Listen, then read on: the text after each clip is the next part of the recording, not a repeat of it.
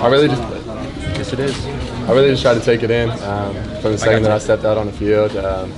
It's obviously great to go out there and have that type of game, turn up with the guys, so just super excited about the win. Carson, the way that you guys played out there today, it just seemed like you were arriving at the ball on defense pretty quickly, and on offense you were assignment-oriented. It just like it was like a different level out there. Is that what comes out in this rivalry? Yeah, I mean, obviously we picked up our intensity. I thought we had great execution on both sides of the ball, on special teams with the punt block. When all three facets of the game are working that well, obviously it's going to lead to a win. When Georgia football is playing like what you just said, that intensity and that, can it be beat? I don't know. I mean, every single game we just go out and try to be the best that we can be and execute. And if we execute, then ultimately it's going to lead to wins. Carson, I'm sure you played this game through your head many, many times over the years. So, did it go down exactly how you thought?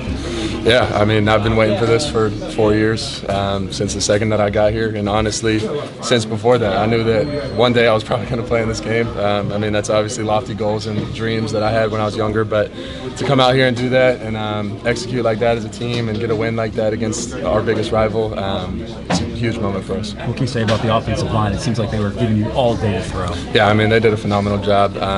Obviously, we had the bye week of preparation. Having those 2 weeks to kind of game plan some of the stuff that Florida was going to try to do against us. Obviously, they're a great defense on third downs. They threw a lot of different stuff at us, and our offensive line held up. All the talk would be, how would the flow be without Brock Bowers in the fold? How do you think everybody else stepped up?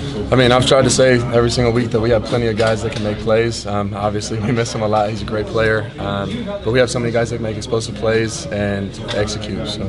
One of those guys is Lad McConkey, tied a career high 135. And are you happy for him after all the adversity he faced? Oh, absolutely. I mean, he's had a tough season, getting injured early on, not being able to play much, maybe a little spot play on third downs, earlier in the season. But for him to get a full game like that and, have those type of numbers, I'm super proud of him. So you share a moment with Dominic on the bench, kind of smirked at him, you guys dapped it up. I mean, is that just the spirit of this game, this rivalry, and even maybe being home? Yeah, I think just, towards the end of the game, you start to feel it's like the game's over, we've won. Just try to enjoy it with the guys, I know you dream about this moment forever, but say what you want to win this game.